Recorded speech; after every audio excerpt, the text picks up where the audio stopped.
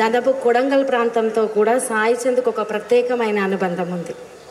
కొడంగల్ ప్రాంతంలో, పరిగి ప్రాంతంలో సాయి చంద్ అనేక వేదికలను నరేందర్ రెడ్డి గారి ఆధ్వర్యంలో ఎన్నో వేదికలను అన్న నిర్వహిస్తే ఆ వేదికలను పంచుకున్నారు. కొడంగల్లో ఎక్కడికి వెళ్ళినా సాయి చంద్ ఒక ఇంటి సభ్యుల్లాగానే చూస్తారు.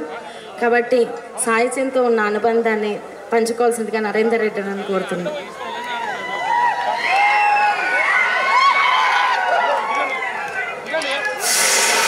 జోహార్ సాయి చంద్, జోహార్ సాయి చంద్, జై భీమ్. ముఖ్యంగా ఈరోజు సాయి చంద్ గారు చనిపోవడం చాలా బాధాకరం. చనిపోయి 2 సంవత్సరాలు అవుతున్న సందర్భంగా అమరచింత గ్రామంలో సాయి చంద్ గారి విగ్రహాన్ని ఏర్పాటు చేసినందుకు ముఖ్యంగా ప్రత్యేకంగా రజని గారికి ప్రత్యేక అభినందనలు తెలియజేసుకుంటున్నాను. ఈ కార్యక్రమానికి వచ్చిన పెద్దలు మాజీ మంత్రివర్యులు హరీష్ రావు అన్న గారికి, వేదిక మీద ఉన్న మాజీ మంత్రివర్యులకు, మాజీ శాసనసభ్యులకు, ఎమ్మెల్సీ గారికి, సాయి చంద్ అభిమానులందరికీ కూడా ఇంతకుముందే ఆల వెంకటేశ్వర చెప్పినట్టు ఎక్కడో అక్కడ ఒక ఉద్యమం, తెలంగాణ ఉద్యమంలో అయితే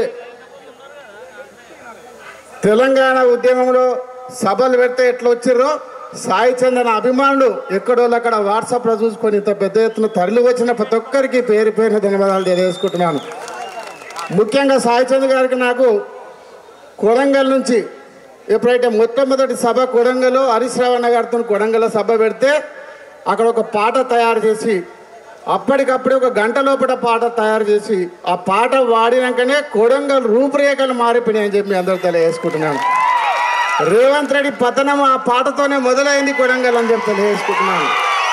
అదే కాకుండా అంబేద్కర్ జ్ఞాన సభలు పెట్టి ఇప్పుడే ఆర్ఎస్ ప్రవీణ్ సార్ చెప్పినట్టు ఆ సజకాన్పేట గ్రామంలో నేను కూడా ఏ గ్రామ సభ అంబేద్కర్ యొక్క జ్ఞాన సభలు పెడితే 3 గంటలకు 4 గంటల వరకు సాయి చంద్ గారితో పాడుకొని పంచుకొని పెద్ద ఎత్తున చైతన్యం తెచ్చింది సాయి చంద్ గారు. అదేకాక తెలంగాణ ఉద్యమం వచ్చిందంటే సాయి చంద్ గారు ఒక పాటతోనే ఈరోజు తెలంగాణ ఉద్యమం వచ్చిందని చెప్పి అందరికీ తెలియజేసుకుంటున్నాను. పాట ఉన్నన్ని రోజులు సాయి చంద్ గారు బతికి ఉంటారు. ఇప్పుడే మన ఆల వెంకటేశ్వర చెప్పినట్టు ప్రతి ఫోన్లో కానీ ప్రతి వాట్సాప్లో కానీ సాయి చంద్ గారి పాట ఎప్పుడు వెలుగుతూనే ఉంటుంది.